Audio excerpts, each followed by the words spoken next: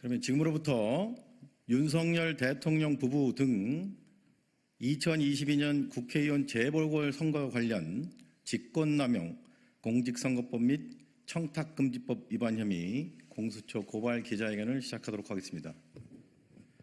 안녕하십니까. 저는 대한민국을 더욱 정의롭고 민주적인 사회로 만들기 위해서 검찰 사법개혁 분야에서 앞장서고 있는 시민단체 사법정의 바로세우기 시민행동 상임대표 김한매입니다. 대통령이 배우자와 함께 자신이 소속된 여당의 총선 공천에 개입을 하고 총선 기간 내내 전국을 돌면서 막대한 예산이 드는 그런 정책과 공약을 남발하는 행위를 일삼았습니다. 그럼에도 불구하고 여기에 대해서 국민적 분노가 일어나야 하는 것이 지금 정상인데 여론 등이 거기에 상응하는 그런 보도가 있는지 의문입니다. 금일 기자회견에 참석한 참석자분 먼저 소개해드리겠습니다. 국회 법제사법위원회 소속으로 검찰 사법 분야 개혁에 가장 앞장서고 계신 장경태 의원님 함께하고 계십니다. 그리고 영부인 김건희 명품백 수수 사건과 관련하여 내일 수사심의위원을 앞두고 계신 최재형 목사님 함께하고 계십니다. 이 사건의 중대함은 많은 국민들의 그런 분노와 또 이 사건이 갖고 있는 여러 가지 역사적 의미에 대해서 그 중대성을 정말 얼마나 이 사건이 중대한지 다시 한번 생각하게 됩니다.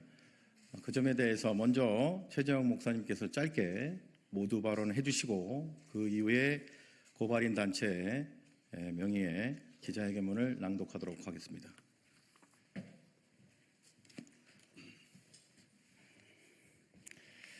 안녕하십니까. 최재형 목사입니다. 먼저 모두 발언하기 전에 중대한 광고 말씀 하나 드리겠습니다. 오늘 밤 9시 정각에 서울의 소리 매체를 통해서 대통령실의 5시간 녹취록이 특정 보도로 방영이 될 예정입니다.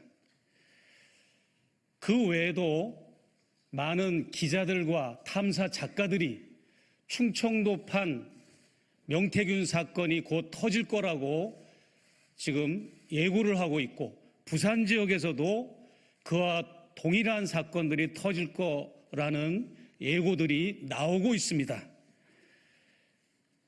윤석열 대통령 부부는 무엇이 그리 급해서 취임식을 하기도 전에 당선자 신분 시절에 선거 공천에 깊숙이 개입을 하고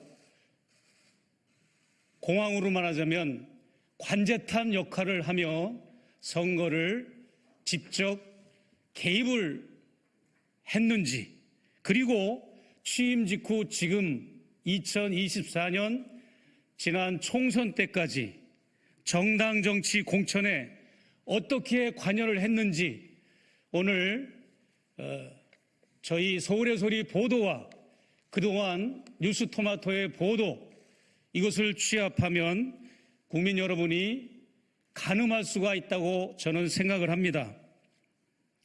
그럼에도 불구하고 오늘 고발단체가 얼마 전에 윤석열 대통령의 총선 개입과 선거 중립 위반을 공수처에 고발했음에도 불구하고 공수처는 권력이 무서워서 검찰로 이첩을 했고 검찰은 다시 서울경찰청 마포 수사대로 이첩을 하고 그렇게 해서 흐지부지 하려는 속셈을 하고 있으면서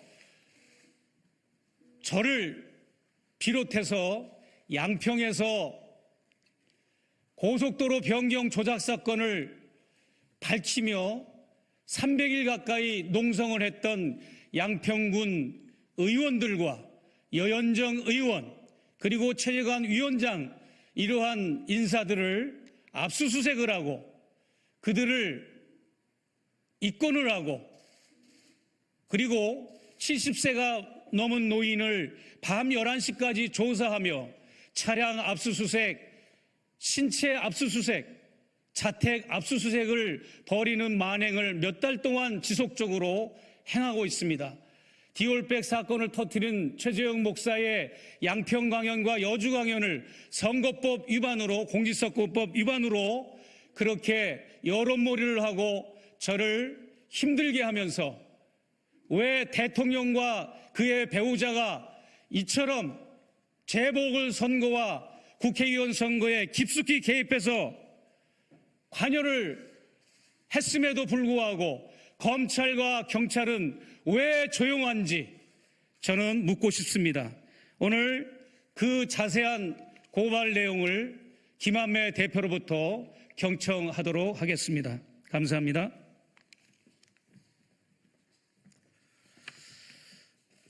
네, 그러면 지금으로부터 윤석열 대통령 부부 등에 대한 2022년 국회의원 재보궐선거 관련하여 직권남용, 공직선거법 위반, 청탁금지법 위반 혐의 공수처 고발 기자회견문을 낭독하도록 하겠습니다. 기자회견문. 윤석열 정권은 시작부터 부정청탁과 선거 개입인가? 대통령 부부의 국민의힘 공천 개입 강력히 규탄한다. 공수처는 살아있는 권력에 대한 성역 없는 수사라는 공허한 말만 반복 말고 대통령 부부 혐의 즉각 수사하라. 2020년 5월 10일 윤석열 정부가 공식 출범했습니다. 2022년 6월 1일 제8회 전국 동시지방선거 및 7개 지역구에서 국회의원 재보궐선거가 있었습니다. 경남도지사로 출마한 박완수 전 국민의힘 의원은 의원의 지역구인 경남 창원 의창 선거구 역시 재보궐선거가 치러졌고 국민의힘은 김영선 전 새누리당 의원을 공천했습니다. 그런데 당시 수도권이 지역구인 전직 국회의원의 신분으로서 경남 의창, 창원 의창에 아무런 연고도 없던 김영선을 국민의힘 후보로 공천하는 과정에서 명태균이라는 정치 브로커의 청탁을 받아 윤석열 대통령 당선인 부부가 부당한 영향력을 행사했던 취지의 의혹이 뉴스토마토를 통해 국민들에게 보도됐습니다. 제20대 대통령 취임식 하루 전날인 2022년 5월 9일 명태균과 지인 간에 이루어진 뉴스토마토가 공개한 전화통화 녹음 파일에 따르면 명태균은 지인에게 사모하고 전화해가 대통령 전화해갖고 대통령은 나는 김영선이라 했는데 이라대 그래서 윤상현이 끝났어 라고 말합니다. 2022년 재보궐선거 당시 국민의힘 공천관련위원장은 윤상현 의원이었습니다. 명태균은 Y가 대통령 이름 팔아가지고 K가 공간이 압박을 넣어가지고 라며 내가 가만히 있을 놈이라 끝났어 XXX들 대통령 뜻이라 해갖고 내가 대통령 전화한 거 아니야 라고 말했습니다. 이어 소문나면 안 돼요. 후보들 난리 날 겁니다. 땡땡땡 임 조심하라고 우리끼리만 그거 하고 라며 내일 아마 점심때 발표하겠지 그 행사가 있기 때문에 라고 보안을 당부했습니다. 한편 윤석열 대통령은 자신이 서울중앙지검장으로 재직하던 2018년 2월 1일에 박근혜 전 대통령을 2016년 4월 13일 열린 제20대 총선을 앞두고 새누리당 공천 과정에 불법적으로 개입하였다는 공직선거법 위반 혐의, 공무원 등의 당내 경선운동 금지 규정 위반 부정선거운동죄로 기소하여 2018년 7월 20일에 1심에서 징역 2년의 실형을 선고받고 2018년 11월 28일 항소심에서 징역 2년이 확정하게 만든 수사 책임자였습니다. 이에 다음의 혐의로 피고발인 윤석열, 김건희, 명태균, 김영선을 공수처에 고발합니다. 1. 직권남용 권리행사 방해의 점. 대통령의 직무권한은 막강하고 방대합니다. 하지만 아무리 대통령이라 하더라도 국민이 부여한 대통령의 직무권한은 헌법과 관계 법령에 의해 민주적 통제를 받는 것이 헌법 정신이며 국정운영의 기본 원칙입니다. 대통령 역시 엄연히 국가공무원의 한 사람이자 국가공무원으로서 국가와 국민에 대하여 봉사하는 자세로 자신의 직무권한을 절제하여 행사해야 합니다. 대통령 당선인 역시 관계 법령에 따라서 자신의 직무권한을 통제받습니다. 그런데 피고발인 윤석열은 대통령 및 당선인으로서의 직무 권한을 국가 국민의 유익을 위해 공명정대하게 사용해야 함에도 불구하고 자신의 배우자인 김건희와 함께 국회의원 재보궐선거를 앞두고 후보자 공천과 관련하여 부정한 사적 청탁이 실현되게 할 목적으로 대통령 당선 및 당선인의 직무 권한을 남용한 혐의가 있습니다. 심지어 공직선거법을 위반하여 국민의힘 국회의원 공천 과정에 개입하였습니다. 결국 피고발인 윤석열과 김건희는 정치 브로커인 명태균으로부터 김영선을 국회의원 재보궐선거에 후보자로 공천해달라는 부정한 청탁을 받아 공직선거법을 위반하면서까지 부하 공무원 및 국민의힘 공천관리위원들에게 의무 없는 일을 하도록 불법적인 영향력을 행사하는 등 헌법과 법령에 의해 민주적 통제를 받아야 하는 대통령 및 당선인의 직무 권한을 국가나 국민을 위해서가 아니라 부정한 청탁을 실현할 목적으로 함부로 남용하였으므로 직권남용죄의 죄책을 져야 마땅합니다. 2. 공직선거법 위반의 점. 공직선거법 제57조의 6. 공무원 등의 당내 경선운동 금지. 공무원은 그 지위를 이용하여 당내 경선에서 경선운동을 할 수 없다. 제86조 공무원 등의 선거 영향을 미치는 행위 금지. 공무원은 다음 각호의 어느 하나에 해당하는 행위를 하여서는 안 다닌다. 2. 지위를 이용하여 선거운동의 기획에 참여하거나 그 기획의 실시에 관여하는 행위.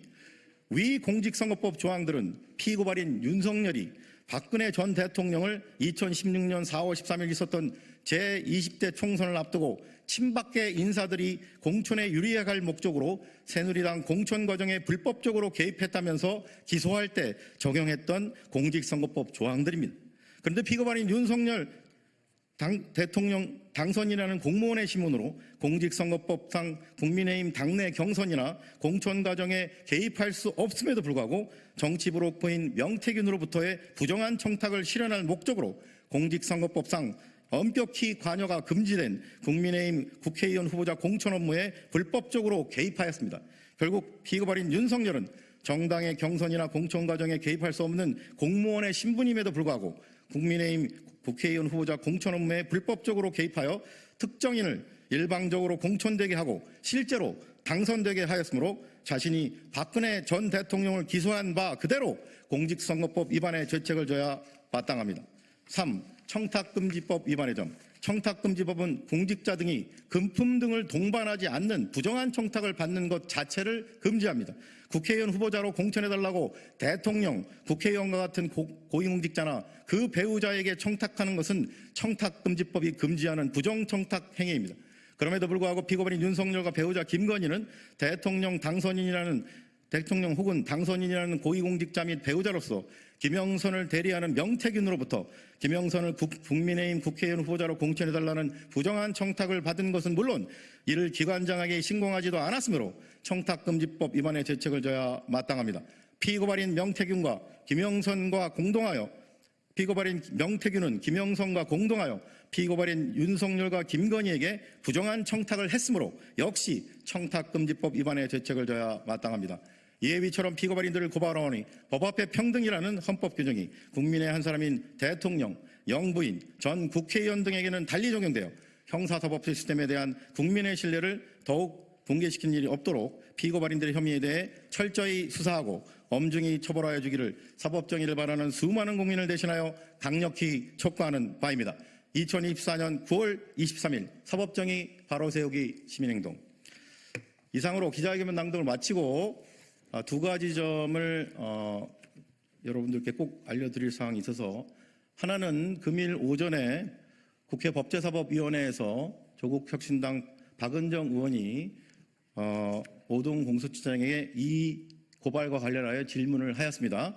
그 내용 중에 이미 검찰에서 수사 중인 정치자금법 위반 사건은 공수처가 인지하여 수사할 수 있다라는 점, 그리고 검찰은 고위공직자의 범죄 혐의가 있으면 공수처에 이를 즉각 알리고 이첩을 해야 된다는 것이 공수처법상의 의무사항입니다. 따라서 저희 고발인 단체에서는 지금 현재 창원지검에서 진행되고 있는 정치자금법 위반 사건 역시 이 오늘 고발 사건과 병합하여 공수처가 함께 수사해 주기를 촉구하는 바입니다.